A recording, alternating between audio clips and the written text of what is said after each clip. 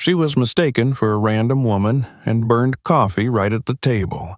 But no one knew who she was until her husband, Chuck Norris, walked into the restaurant.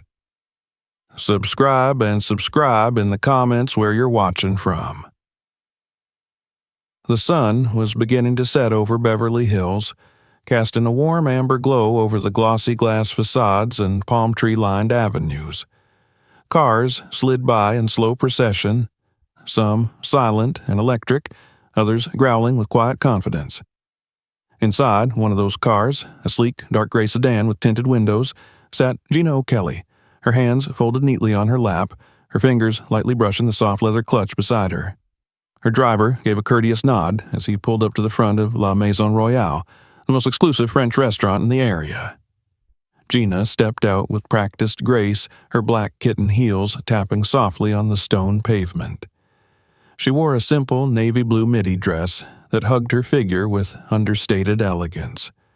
Her auburn blonde hair was pulled back in a soft twist, revealing small pearl earrings and a neckline unburdened by necklaces or gaudy adornments.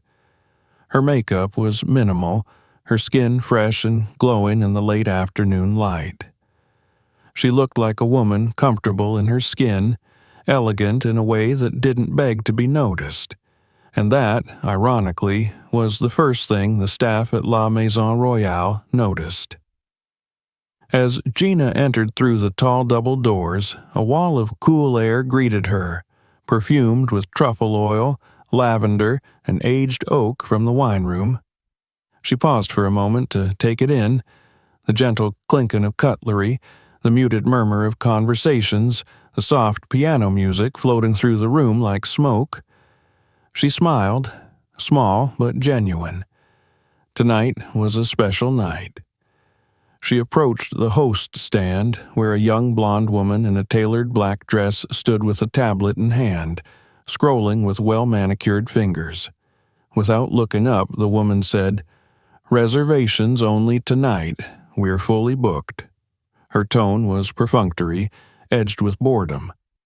"I have a reservation," Gina said calmly, opening her phone and holding it out. "O'Kelly, for 2, 6:30. The hostess, her name tag read Brianna, finally glanced up. Her blue eyes scanned Gina quickly from head to toe, pausing with particular disdain on her simple shoes and absence of jewelry. A faint smirk curled her lips. "Oh," Brianna said with feigned politeness. "Let me see." She tapped the tablet a few times, then gave a small theatrical nod. "Right. Table for 2. Looks like you're early." "A few minutes," Gina replied evenly. "I don't mind waiting at the table. My husband will be joining me shortly." Brianna hesitated, her eyes flickering briefly with something Gina had seen too many times in places like this: assumption. The assumption that a woman dressed plainly, entering alone, must be unimportant. Must be someone's assistant, perhaps. Or worse, a mistake. "Sure," Brianna said, with the kind of smile that didn't reach her eyes. "Come with me." Gina followed her past rows of candlelit tables, some already occupied by impeccably dressed diners. Brianna led her deliberately away from the panoramic windows and the soft central lighting, past the glittering wine wall and into a corner section near the restrooms and kitchen corridor. "Here you go," Brianna said, gesturing to a small table beside a service station. A faint scent of bleach lingered in the air. Nearby, a waiter stood refilling pepper grinders while glancing curiously at Gina. A couple at the next table looked her over, then exchanged whispers. "This isn't where I reserved," Gina said quietly. Brianna lifted an eyebrow. "Well, we had a couple of last-minute adjustments. I'm sure it's fine. Enjoy your evening." With that, she turned and walked off before Gina could speak again. Gina sat down slowly, unfolding her napkin with controlled poise. She wasn't surprised. Disappointed, perhaps, but not surprised. She knew how this worked. She had spent years watching people scan her with that same look, deciding in seconds whether she belonged. She hadn't worn designer shoes, hadn't arrived in a dramatic gown, hadn't tried to declare her status before stepping through the door. And in Beverly Hills, that was enough to be ignored. A waiter came by with a forced smile, setting down a single glass of water. "Your server will be right with you," he said, not meeting her eyes. Gina nodded, her fingers tapping softly on the linen. She checked her phone. A message from her husband had popped up minutes ago. "Running a little late. Finish up on set soon. Don't let them give away our table." She smiled, barely. It was just like Chuck to be casual and reassuring even when running late. He had always treated her as an equal, not as a woman in his shadow, not as someone to protect or parade, but as his partner, and yet the world, more often than not, refused to see it that way. At the next table, a group of men in sport coats and open collars glanced her way. One of them chuckled and leaned toward another. "Looks like housekeeping got lost," he whispered, loud enough for her to hear. The others laughed. Gina pretended not to notice, lifting her glass of water to her lips. The man closest to her, a sharp-faced brunette with a Rolex and far too much cologne, pulled out his phone and began recording a short video of the group. As the camera panned, it lingered on Gina. "Special guest tonight," he joked. "Straight from the Hyatt housekeeping staff. She even brought her own mop." They laughed again. Gina said nothing. She simply set her glass down and adjusted the napkin on her lap. She had endured this before. She'd seen the faces twist in laughter, watched the quick edits on Instagram, heard the digital snickers from strangers who didn't know her and didn't care. But tonight was different. Tonight was their anniversary. Tonight, she had allowed herself to expect kindness. The waiter finally returned. He wore a tight smile and didn't ask for her name. "Still waiting on someone?" he asked, as though surprised she wasn't eating alone. "Yes," Gina said, "but I'd like to order coffee while I wait." The waiter nodded and left. At the next table, the men were still talking, still glancing her way between sips of wine and smug glances. Gina took a breath and let it out slowly. She had hoped this night would be different, but she was learning again, painfully and clearly, that dignity, true dignity, was never granted. It had to be kept, held tight, regardless of how the world tried to strip it away. The restaurant hummed with voices and the clink of glasses, but at her table, all was still. The storm had not yet begun. The clatter of dishes, the murmur of hushed conversations, and the melodic echo of a piano somewhere near the bar blended into a sophisticated ambiance that seemed designed to mute any sense of conscience. La Maison Royale was the kind of place that prided itself on aesthetic minimalism, curated menus, and clientele who spoke in whispers and judgments. At table 27, tucked away near the back corridor in the smell of industrial disinfectant, Gina O'Kelly sat quietly, waiting for a server who had already taken too long to return with a simple cup of coffee. Her skin was still damp along the back of her neck from the air-conditioned draft that swept through the narrow passage between the restrooms and the kitchen. The wait staff moved with choreographed precision around her, weaving through diners adorned in shimmering dresses and tailored suits, all while ignoring her presence entirely. Her table was the one that didn't belong in the dance, an afterthought, a ghosted corner meant to absorb the overflow of guests without ever granting them the full experience. Gina glanced again at her phone. Still no update. She sighed, her shoulders relaxing with practiced grace as she adjusted the cloth napkin on her lap and folded her hands. Her eyes wandered across the room, watching the way waiters bowed slightly at certain tables, the way the host greeted other guests with a warmth that had been notably absent when she arrived. But she did not dwell. Dignity, she'd learned, was not reactive. It was not something to be validated by the way others treated you. It had to be yours, untouched by scorn, unbent by ridicule. Finally, the waiter returned. He was tall, in his late 20s, with styled dark hair and a distracted expression. His name tag read Marco, and his eyes avoided hers as he set down the coffee cup with a slightly shaky hand. He didn't ask if she needed cream or sugar. He didn't ask if she wanted anything else. He simply turned mid-motion, as if already thinking about his next task. She barely had time to lift the cup before another presence approached from the side. It was the same group from the next table, the one that had mocked her earlier. The man with the Rolex and the phone now stood beside her, drink in hand, grinning like a schoolboy who thought he was being clever. "Sorry, are you using this chair?" he asked, gesturing to the empty seat across from her without waiting for a reply. "Didn't think so." She raised her eyes to meet his, unwavering.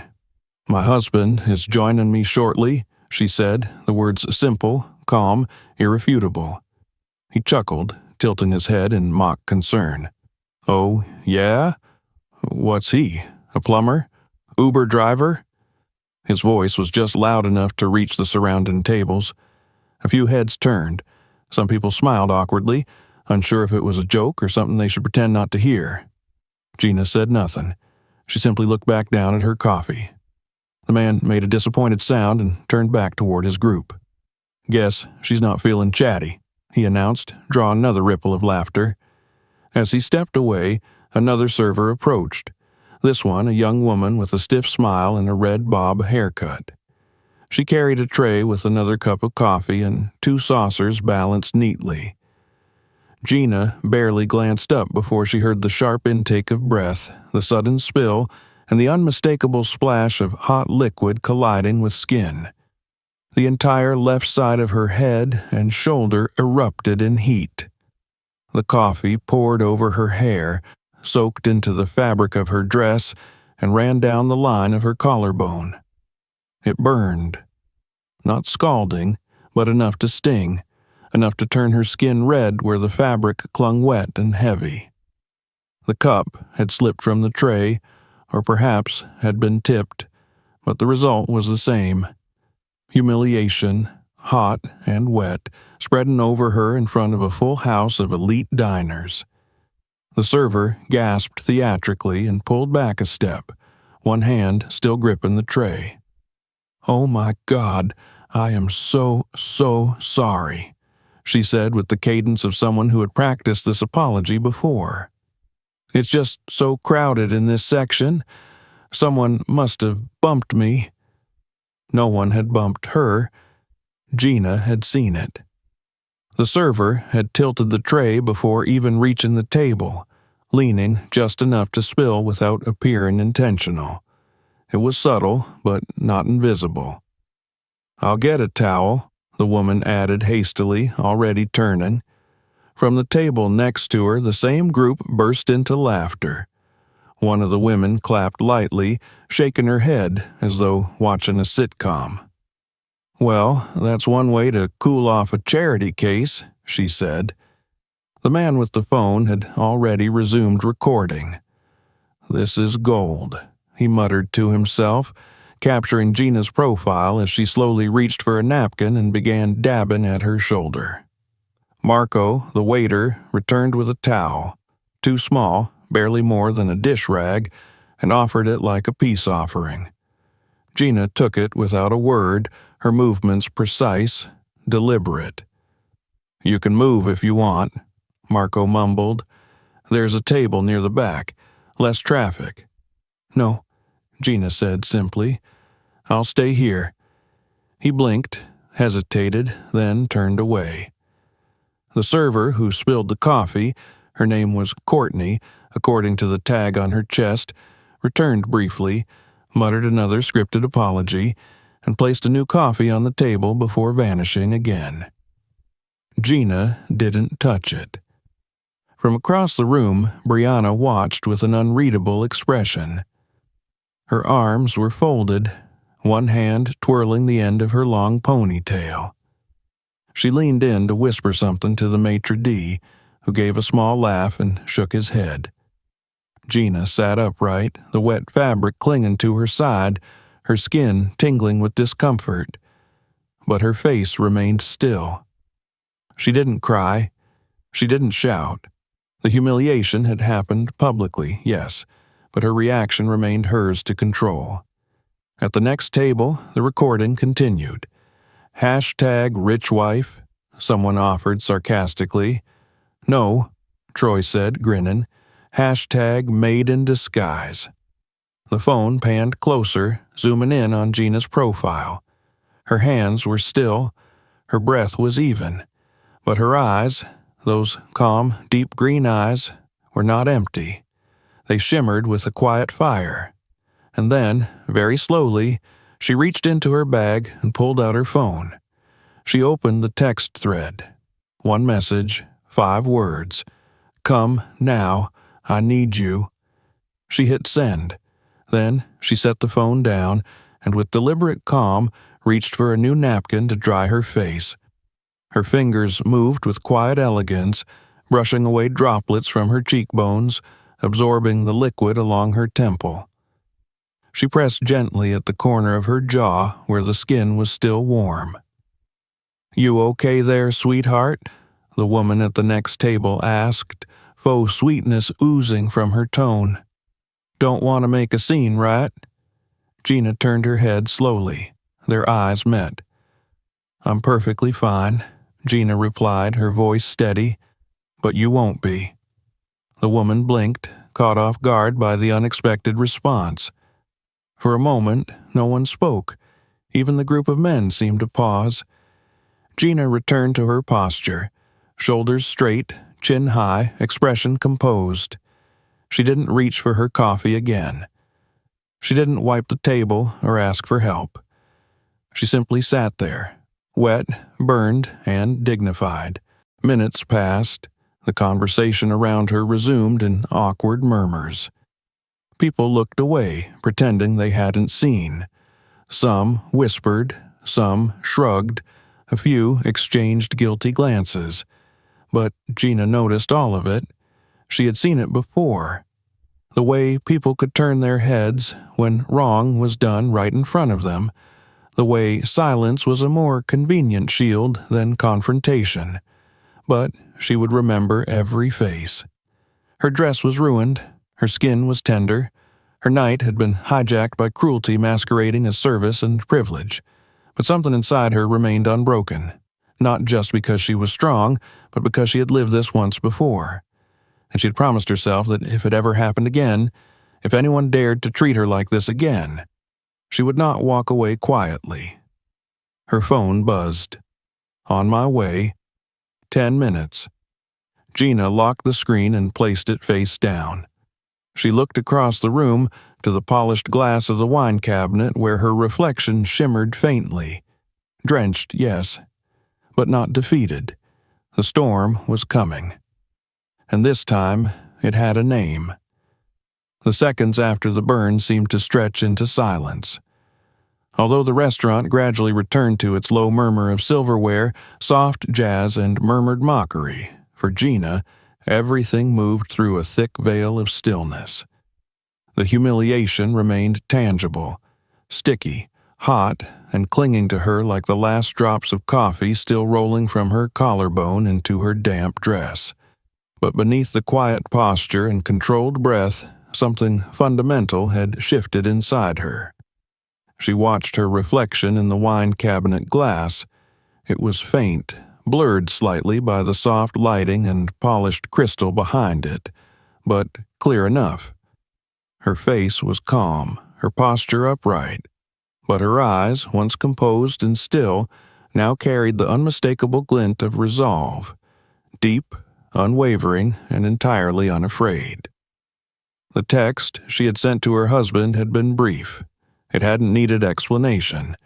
Over their years together, she and Chuck had developed a rhythm that required few words, and he knew instinctively what that message meant. Not because she was incapable of handling herself, but because some moments demanded not solitude, but solidarity. And Chuck had always shown up for her. She remained seated. She did not stand or leave. She did not excuse herself to the restroom or ask for a manager. The very idea of asking for an apology from people who didn't believe she was worthy of one felt hollow. Instead, she waited. Not for permission, for justice. From the table beside her, the laughter had dulled into smug murmurs.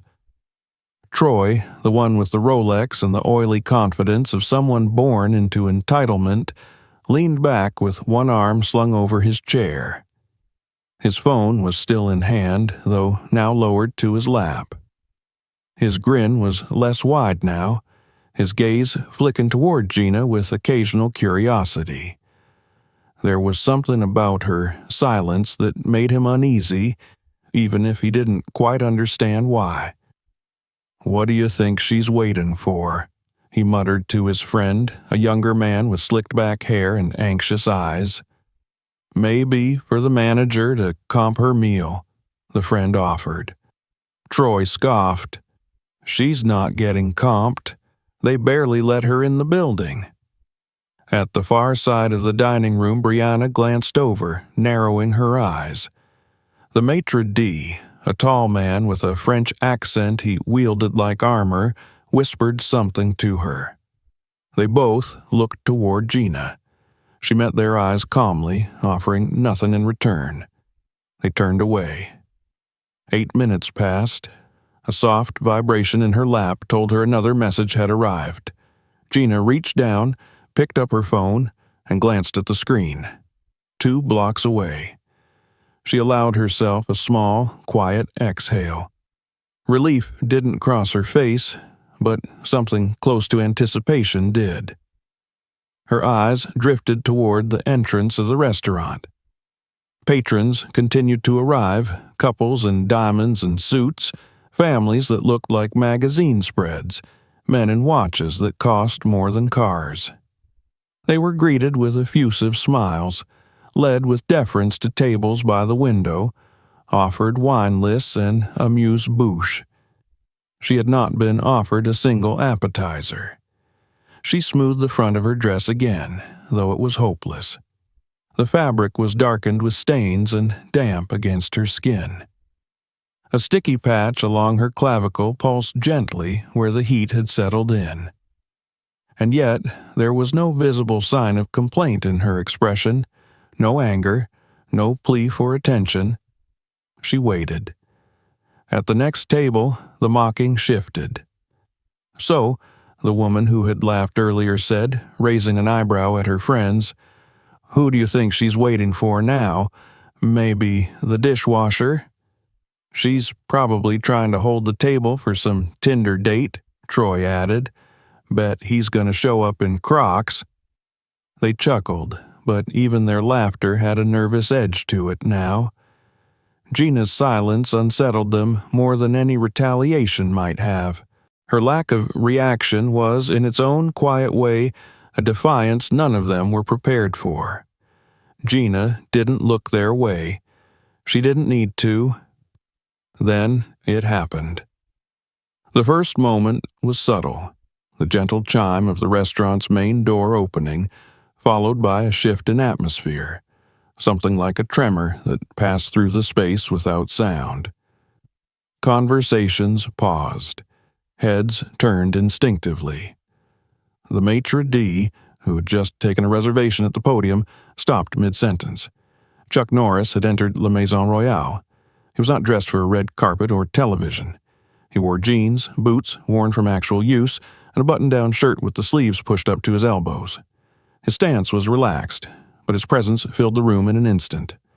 There was something about the way he walked, measured, unhurried, yet undeniably grounded. He didn't need to make noise to be noticed. He simply was. His eyes scanned the restaurant quickly and then landed on her. And then he moved. The maitre d' took a step forward, lifting a hand as if to intercept him, but Chuck walked past him without a glance. Servers parted in his wake. Conversations died into silence. The group at the next table fell completely still, their faces caught between recognition and disbelief. Gina stood as he approached, her body language shifting only slightly, shoulders still straight but now softened by relief. He reached her, gently touched the side of her arm, his eyes immediately scanning the soaked portion of her dress, the red spot along her skin, the damp curls at her temple. He didn't speak right away. Then, low and clear, "Did they do this to you?" His voice wasn't loud, it didn't need to be. The words carried anyway, cutting through the hush like a razor. Gina met his eyes. "Yes." Chuck turned slowly. His gaze landed on the table beside hers, on Troy and the others, who looked as if they'd suddenly swallowed something sharp. No one laughed now. Troy instinctively placed his phone screen down. Chuck took one step toward the man, not aggressive, not threatening, but direct. "You filmed her?" he asked. Troy swallowed. "It was just a video. For fun." "Fun," Chuck repeated. He looked at the other man, then back to the phone. "Show me." Troy hesitated, his fingers twitching toward the device. "It's deleted." Chuck stared at him, the moment stretched. Then, slowly, Troy handed the phone over. Chuck took it, tapped the screen once. The video was still open in the app. He hit play. The footage showed the coffee incident, Gina flinching, the laughter, the comments, the zoom in on her face. Chuck watched in silence. Then, without a word, he turned and slammed the phone, screen first, onto the marble table edge. The screen shattered. The sound echoed across the dining room. Troy flinched, his mouth dropping open. "Hey," Chuck turned back to him. "You don't laugh at a woman being humiliated, and you definitely don't film it." A few tables away, someone gasped. The maitre d' finally gathered enough courage to approach. "Excuse me, sir, I must ask." Chuck held up a hand, silencing him. "You must listen," he said. "You allowed this. You watched it happen. You seated my wife in the back by the restrooms. You let your staff pour coffee on her. You stood by while your guests mocked her." I wasn't aware," the man stammered. "You're aware now," Chuck replied. Gina remained still, her hands at her sides. Her presence was no less commanding. She had not changed position, but the balance of the room had shifted entirely around her. Where she had once been ignored, now every eye was on her.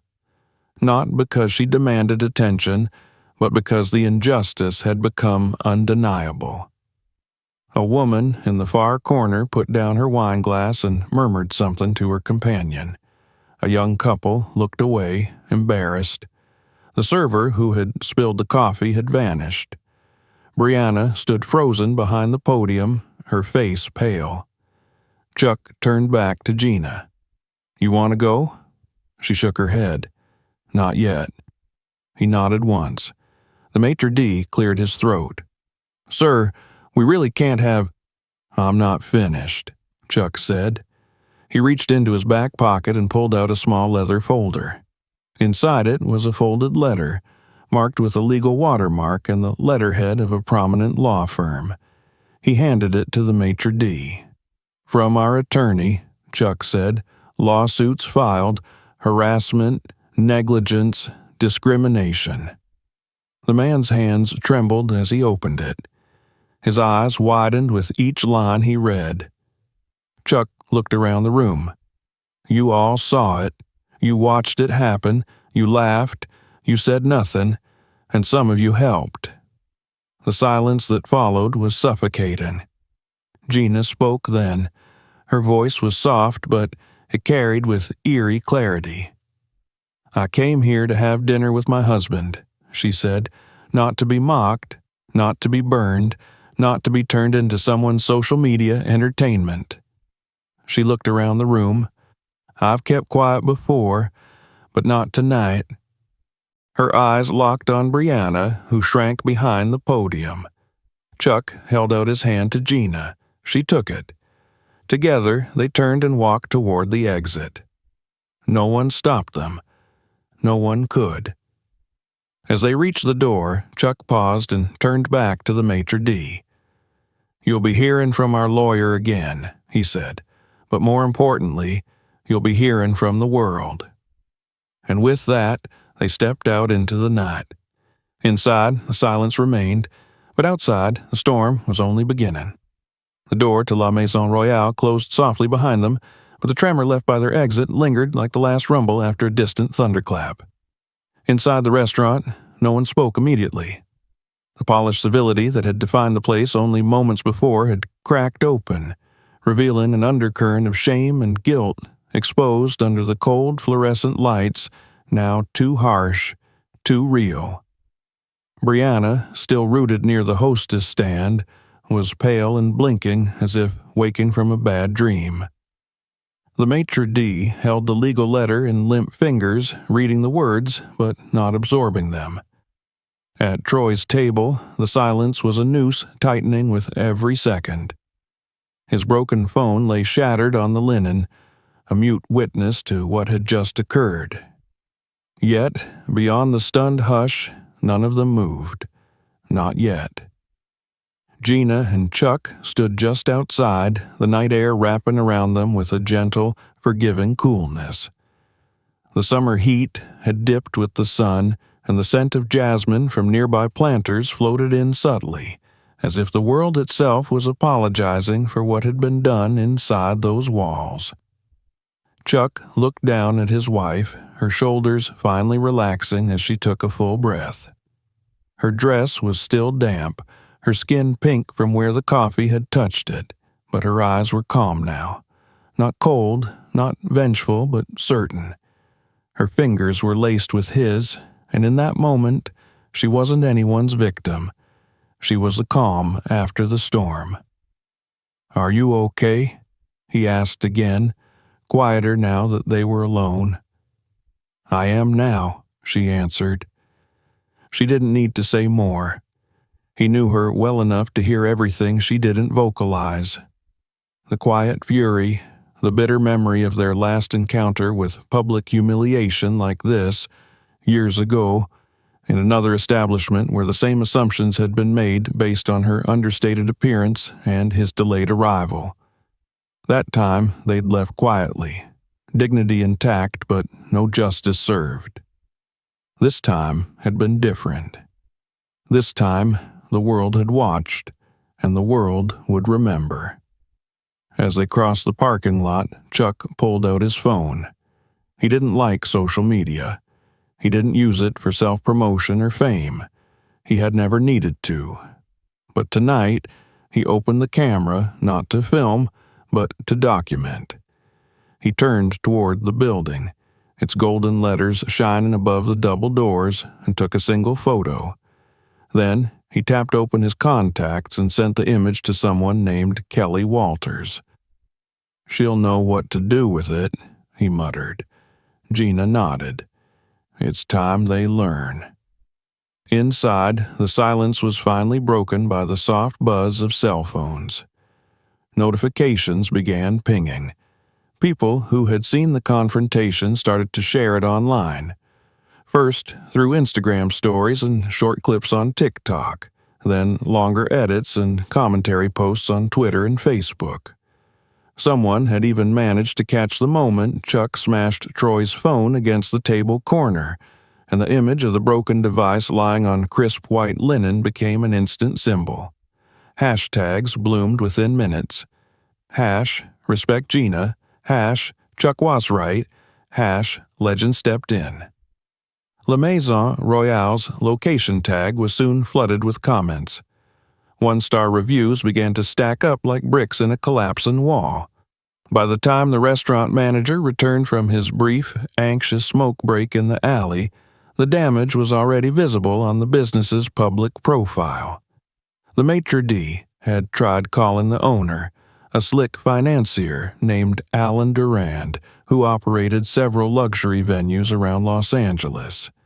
But Alan had not answered. He was in Monaco, drinking champagne with someone's wife and trying to close a development deal. When he finally saw the dozens of missed calls and opened the first video, his jaw tightened. He recognized Chuck immediately. Everyone did. An hour later, the restaurant's Instagram account went offline. The comment section on their last post, a photo of foie gras on toasted brioche, had become a battleground, with thousands of comments ranging from indignation to mockery.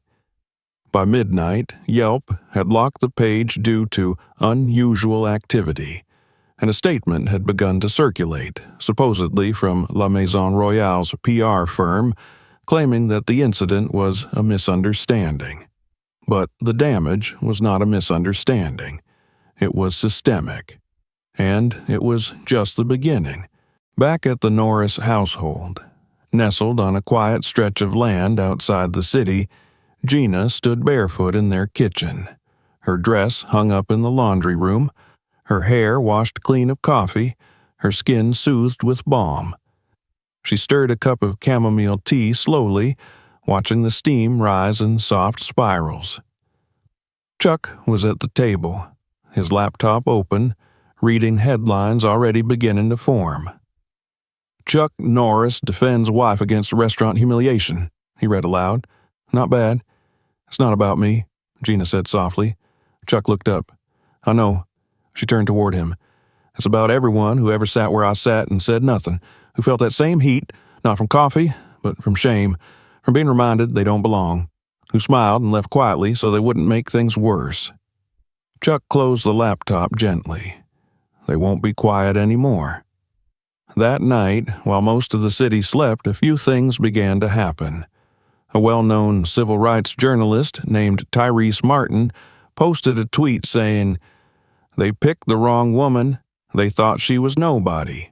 She's a Norris." The post hit 5 million views by dawn.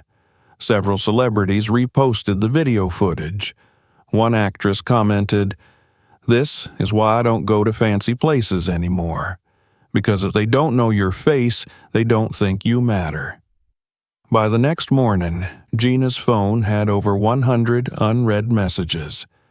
Old friends, strangers, journalists, even organizations wanting to offer support or share similar stories. But she didn't respond yet, not immediately.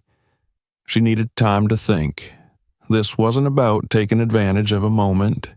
It was about building something meaningful from it. As the sun rose, Chuck prepared a fresh pot of coffee. This time, the kind that soothed, not scalded. He brought her a cup and sat beside her on the porch. "We could let it go," he said, though his tone made it clear he wasn't suggesting it. She smiled faintly. "Or we could build something better." He raised an eyebrow. "Like what?" Gina looked out over the hills. "Like a place where women like me walk in and never have to prove they belong, where class and color and silence aren't mistaken for inferiority, where dignity isn't something you earn, it's the starting point." Chuck watched her for a moment, then reached for his phone again. "Then let's get to work." It didn't take long for the legal gears to start turning. Their lawyer, a formidable woman named Ruth Callahan, was already drafting official complaints. She requested all security footage from the restaurant, sent letters to witnesses, and initiated a discovery request for past complaints against the staff and management. By midday, news channels were requesting interviews, and Gina was fielding calls from women's organizations, law schools, and media outlets. But Gina wasn't looking for fame. She was looking for change. By the end of that week, she and Chuck had announced a press conference, not in the glare of Hollywood, but at a modest community center on the south side of Los Angeles. No red carpet, no flashing bulbs, just a podium, a few folding chairs, and the truth. She stood tall before the microphone, wearing jeans and a simple white blouse, no makeup, her hair pulled back. The room was filled with reporters, some of whom had already broadcast the story. Others were just discovering it.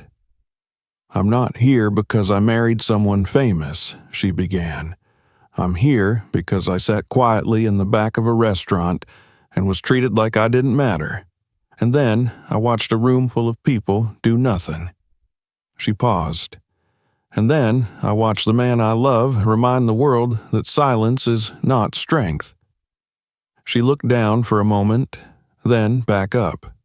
"This isn't just about me. It's about what we normalize, what we excuse, what we laugh at. So today, I'm not filing a lawsuit to punish a restaurant. I'm building something new, a fund, a foundation, for every woman who's ever been made to feel less in spaces she paid to enter. For every person who's ever been told their dignity was negotiable." Chuck stood beside her, his hands folded. He said nothing, but his presence said everything. By the time she finished, the room had gone quiet again, but this time it wasn't the silence of complicity. It was the silence of reflection, of awareness, of the beginning of something bigger. La Maison Royale, once a name whispered among the elite, was now a symbol of everything rotten behind polished facades. And Gina, the woman they tried to dismiss with coffee and condescension, had become something more powerful than any influencer or mogul. She had become a reckoning. And the legend who walked in beside her? He had simply done what legends do. He reminded the world that justice doesn't always come with a gavel. Sometimes it wears boots. The days that followed Gina and Chuck's quiet but seismic stand rippled outward faster than anyone had anticipated.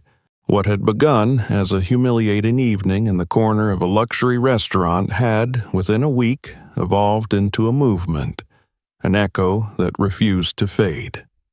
The incident, captured in fragments of shaky cell phone footage and secondhand social media accounts, now lived in editorials, podcasts, talk shows, and dinner table conversations around the country. Gina hadn't expected it to explode the way it did. In the aftermath of the press conference at the community center, the media flood came in waves, first from local outlets, then regional, and soon national coverage. Everyone wanted a statement. They wanted to frame the narrative, dissect the video, probe the celebrity angle. But for Gina, this had never been about celebrity. In fact, it was the very thing she had tried to shield herself from her entire life.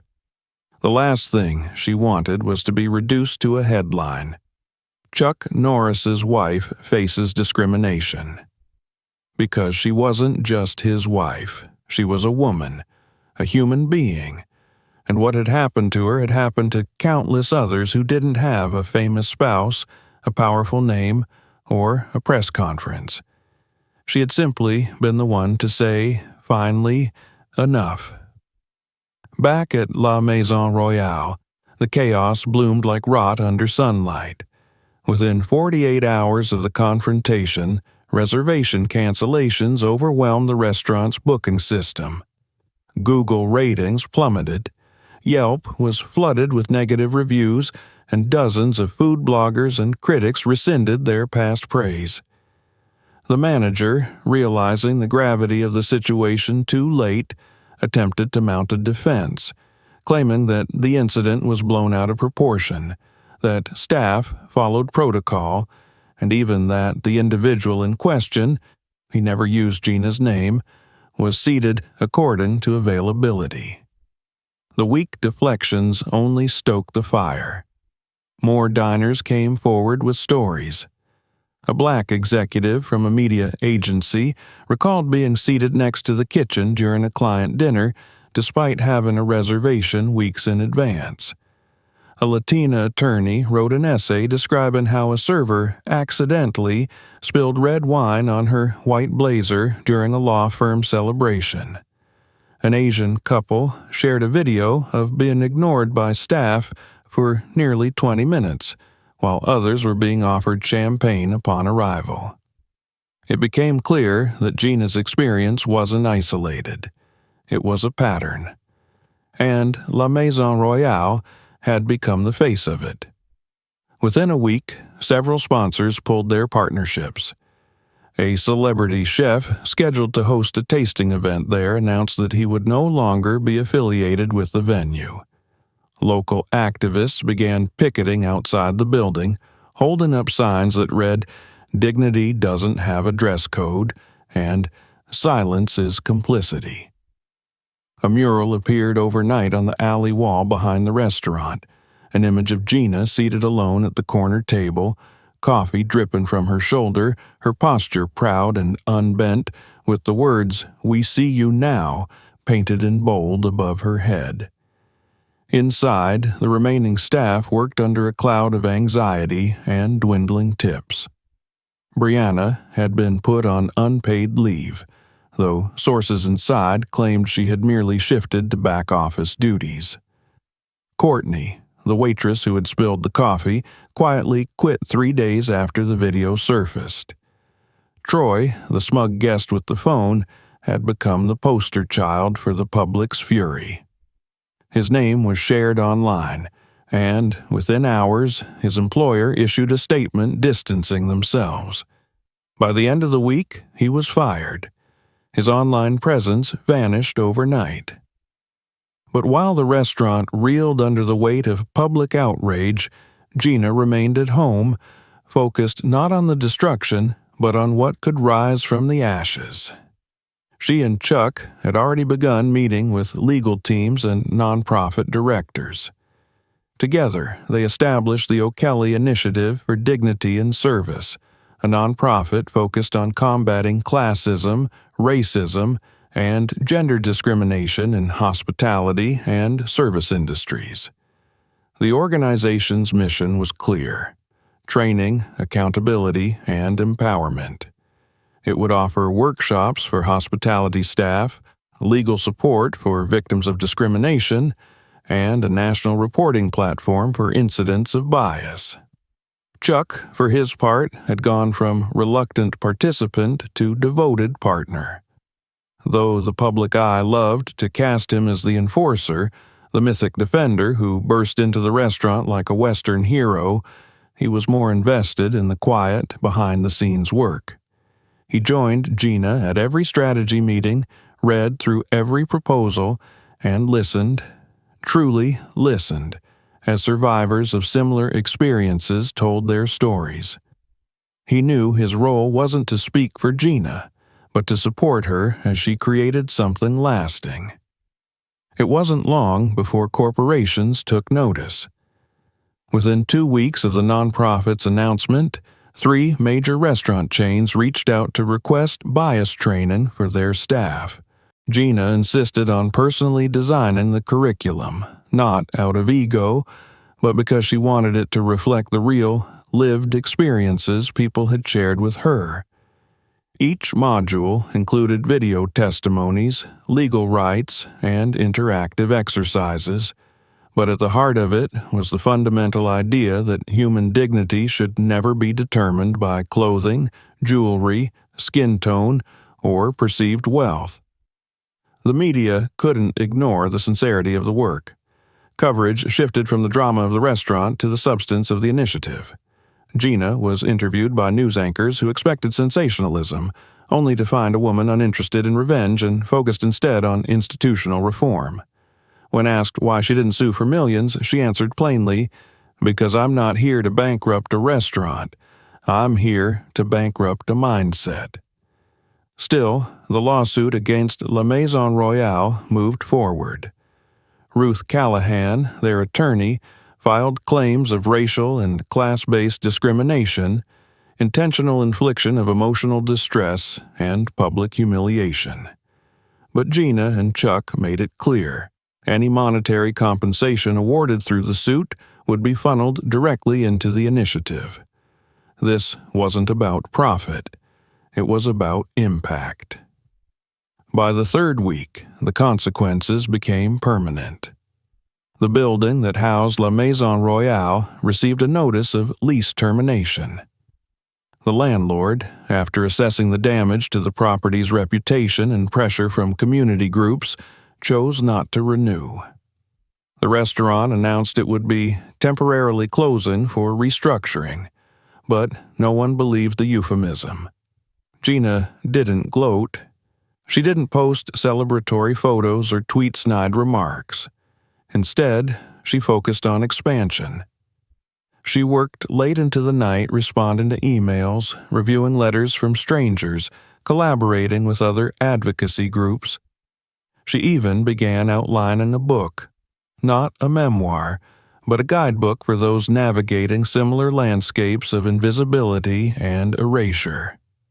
Her days were long but purposeful, and in quiet moments, when the house was dark and the only sound was the hum of the refrigerator, Chuck would find her staring out the window, her expression still but not heavy.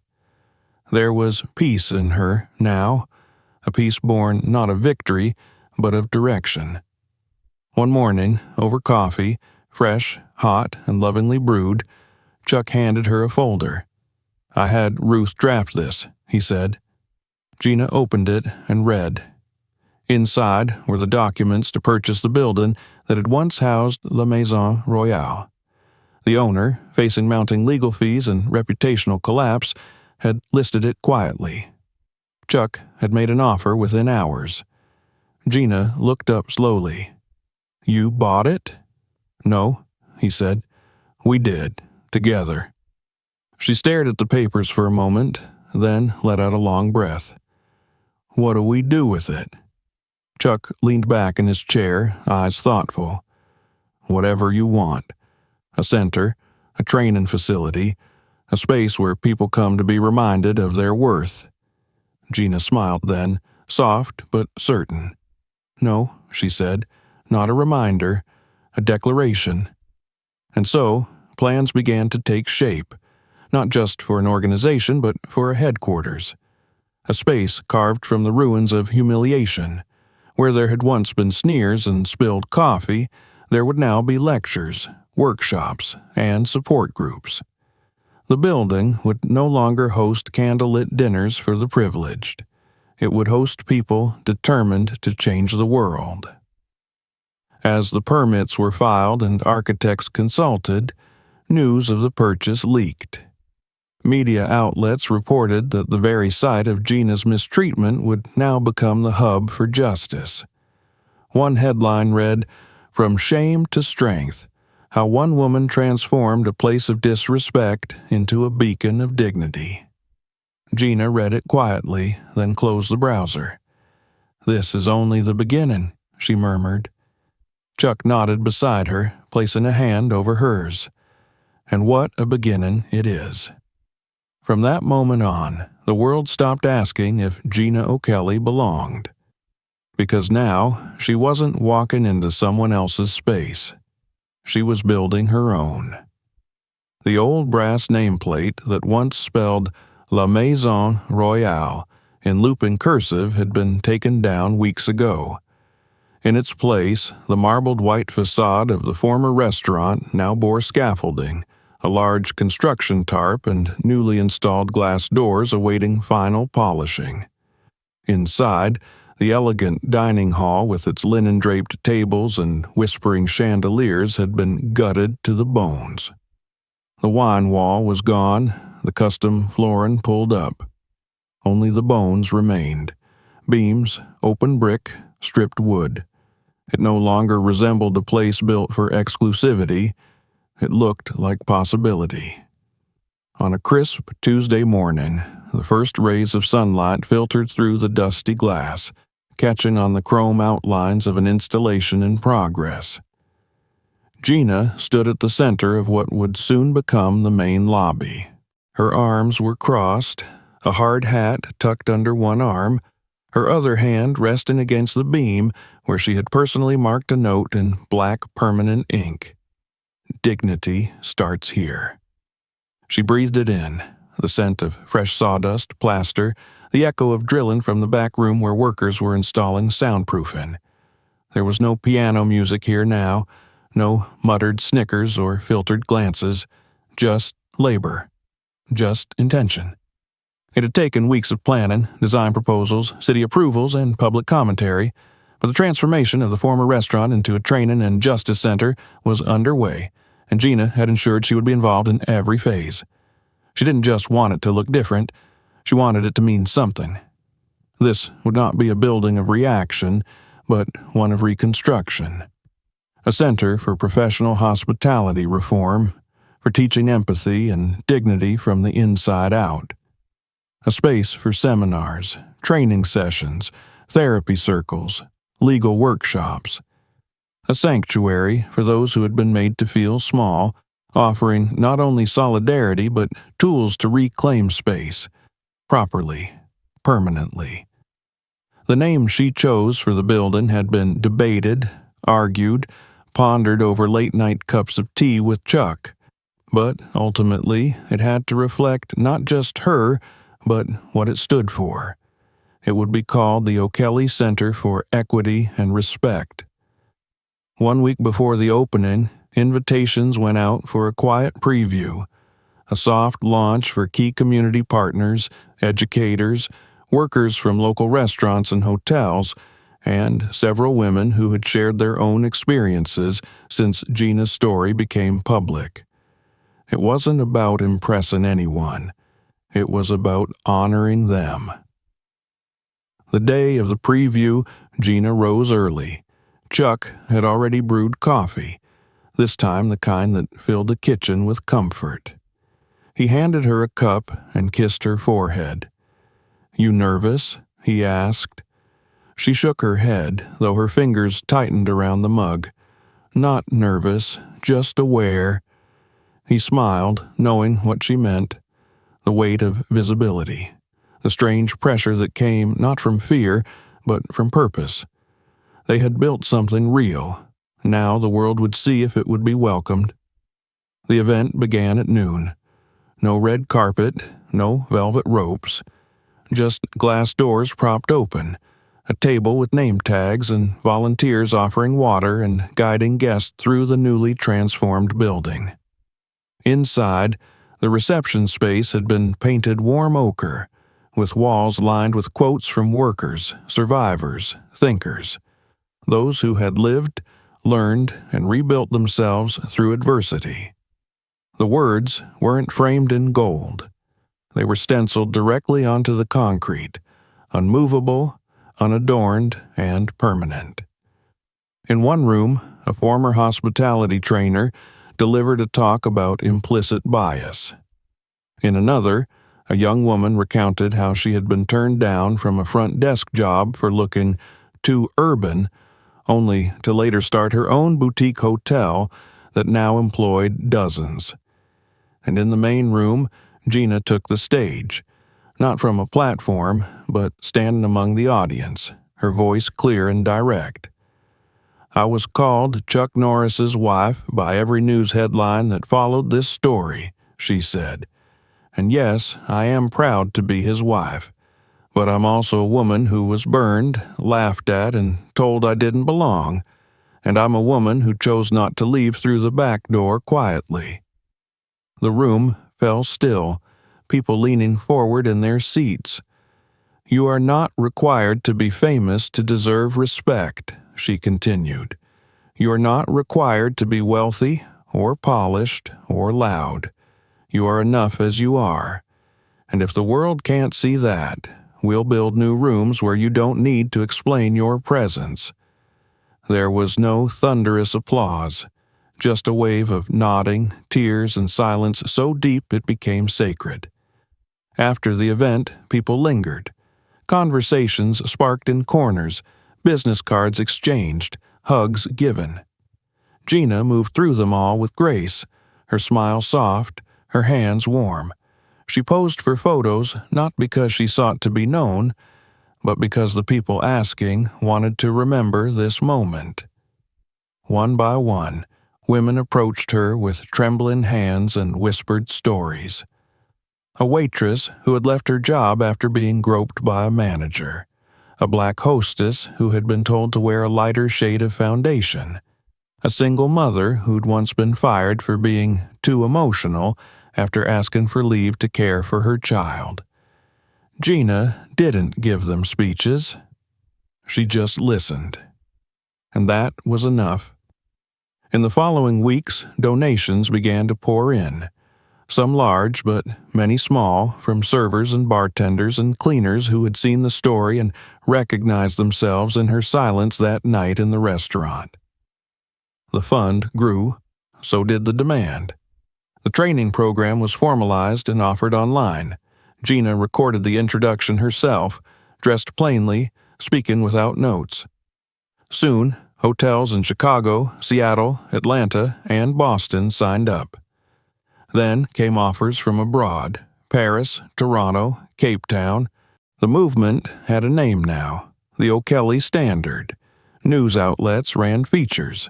One magazine printed a full spread with the headline, "The Wife They Underestimated, How Gina O'Kelly Redefined Respect."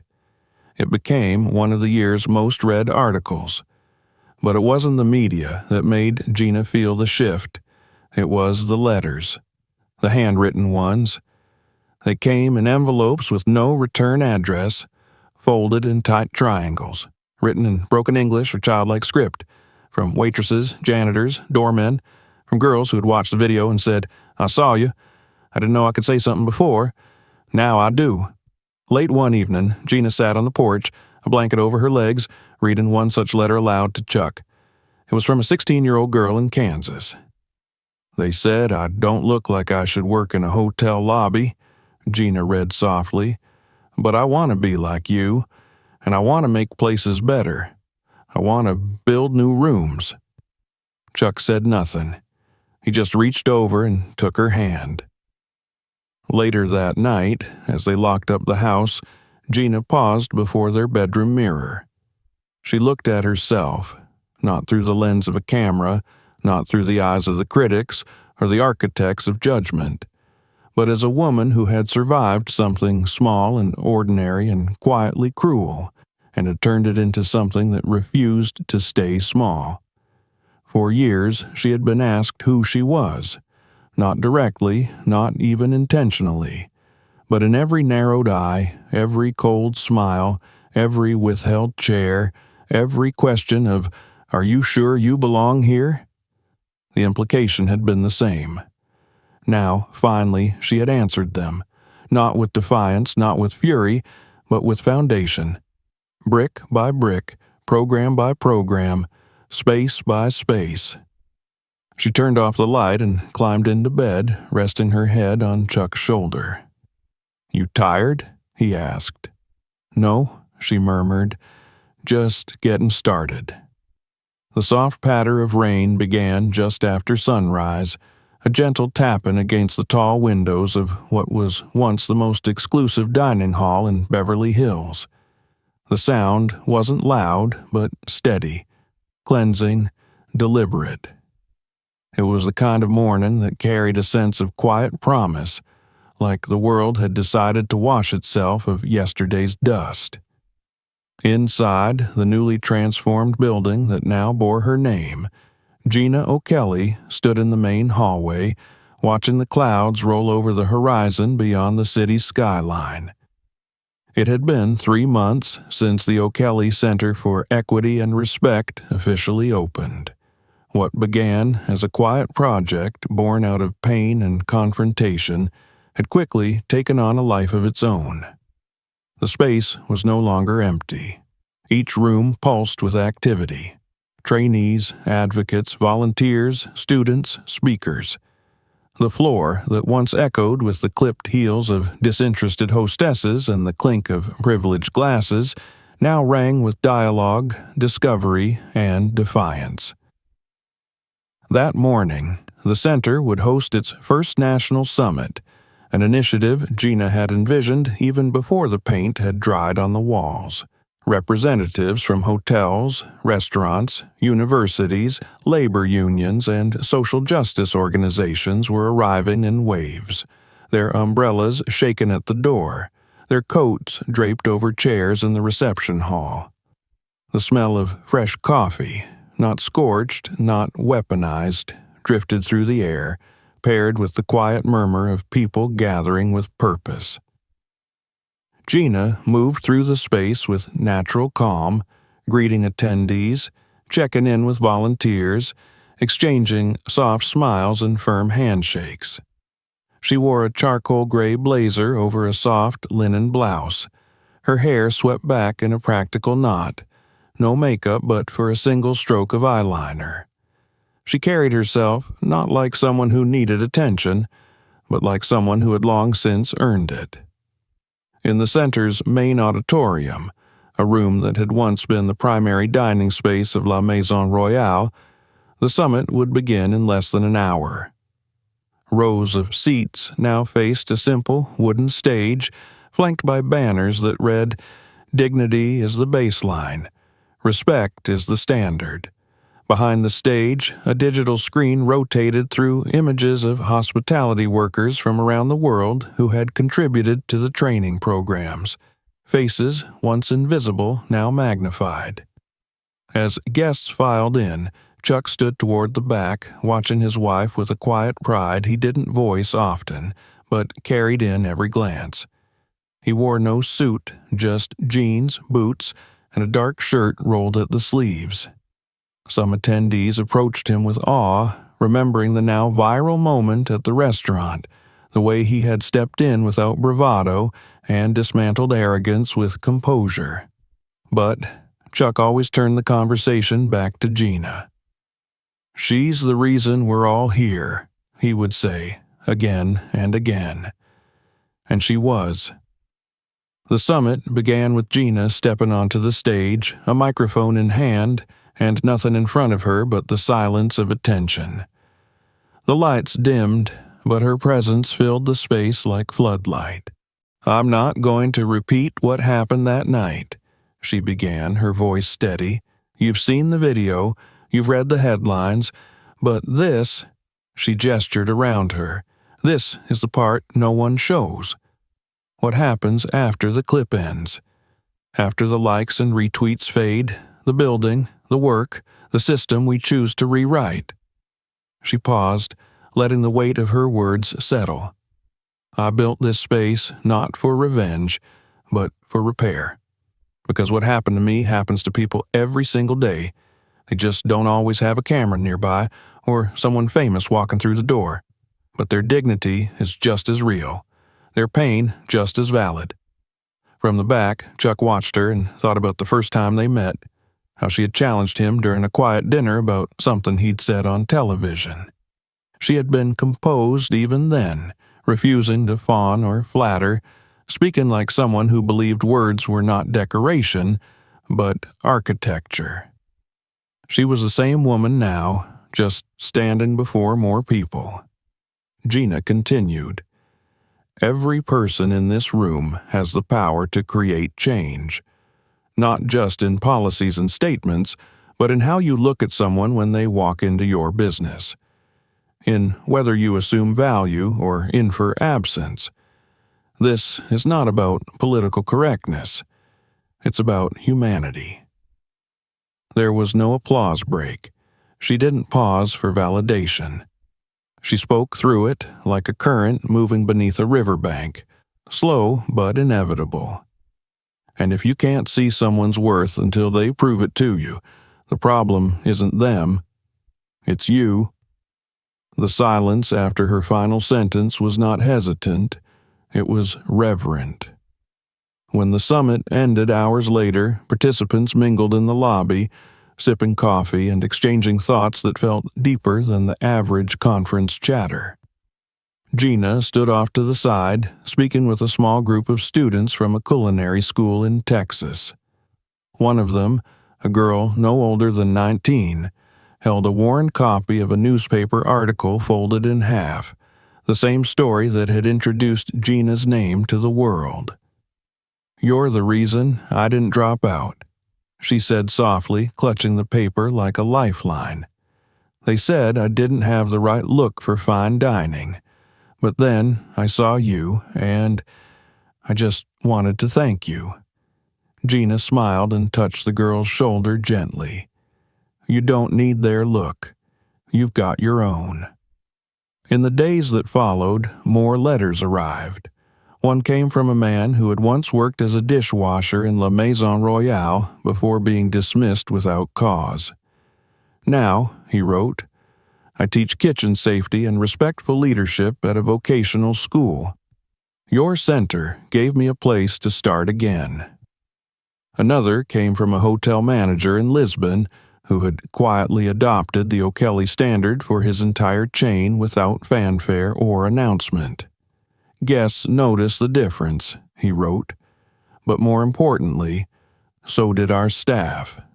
Chuck sat with Gina one evening as she sifted through the letters, her fingers brushing the paper gently, her brow furrowed in thoughtful quiet.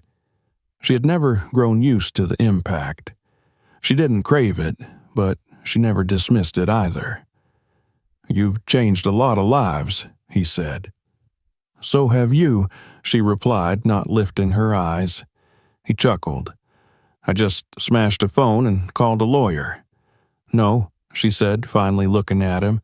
"You believed me. You stood beside me. That's how revolutions start." He didn't argue. The media cycle eventually moved on. New stories emerged, new scandals, new trends, but the center remained. Its work grew.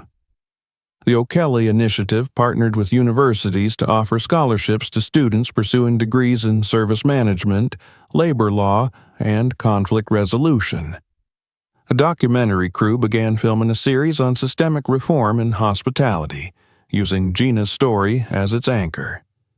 And yet, through it all, Gina never became distant.